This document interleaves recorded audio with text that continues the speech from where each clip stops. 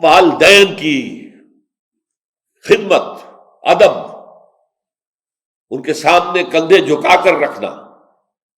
سینہ تان کر بات نہ کرنا، یہ چیزیں جو ہیں یہ خاندان کے ادارے کو مضبوط کرنے والی۔ خاندان بنتا کیسے؟ ایک مرد اور ایک عورت نکاح کے بندھن میں بندھے، اب سیکنڈ ڈائمنشن شروع ہوگی، وہ اولاد شروع ہو گئی، اب اولاد کی محبت۔ والدین کے دلوں میں تو اللہ تعالیٰ نے اولاد کے لیے بے انتہا محبت پیدا کی ہوئی ہے، وہ اتنی فطری محبت ہے کہ اس کے لیے کہنے کی ضرورت نہیں ہے کہ تم اپنی اولاد سے محبت کرو، بلکہ یہ کہا گیا ہے کہ روکو اس محبت کو، ذرا کہیں زیادہ نہ ہو جائے، کہیں وہ تمہارے لیے، جیسا کہ ہم پڑھیں گے سورہ تحریم میں، کہ وہ محبت بڑھ کر غلط راستہ اختیار نہ کر لے کہ ان کی وجہ سے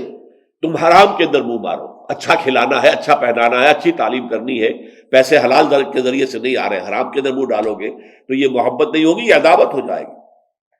ہم پڑھ چکے ہیں سورہ تغابن میں، یا ایھا الذین آمنوا ان من ازواجکم واولادکم عدوا لکم فاحذروہ، یہ محبت حد اعتدال سے تجاوز کر جائے، حرام میں منہ مارنے پر آمادہ کر دے تو گویا کہ یہ عداوت ہے، محبت نہیں۔ البتہ اولاد کے دل میں والدین کے لیے محبت کا فطری جذبہ نہیں ہے، یہ سلیم الفطرت اولاد ہوتی ہے، وہ احسان مانتی ہے اپنے والدین کا،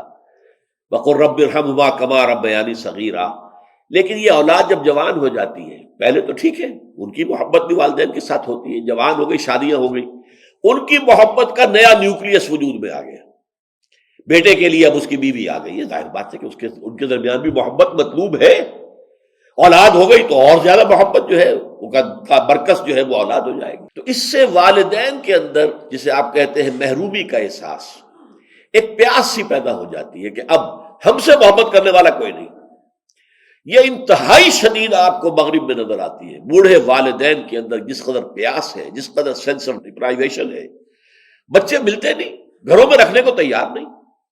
بوڑھے لوگوں کو سنبھالنا، ظاہر بات ہے بوڑھے جو ہیں زیادہ بوڑھے ہو جائے تو بچے بن جاتے ہیں، بچوں کی سی ضدیں کرتے ہیں، بچوں کی سی خواہشات پیدا ہو جاتی ہیں، ان کو جھیلنا، اپنے آرام میں ان کو مخل ہونے دینا،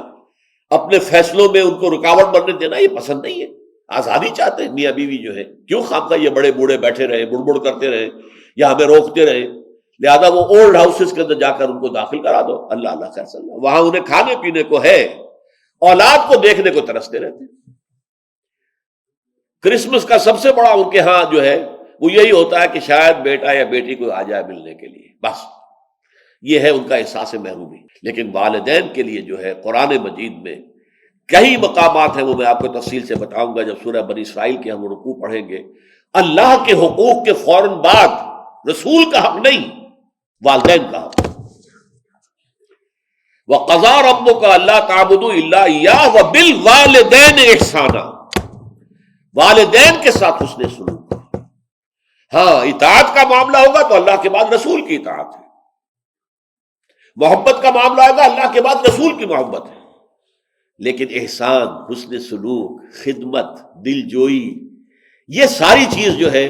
تو اللہ تعالیٰ کے حقوق کے بعد سب سے زیادہ فائق حقوق والدین کے، اور ان میں بھی والدہ کا حق 3 درجے فائق ہے والد سے،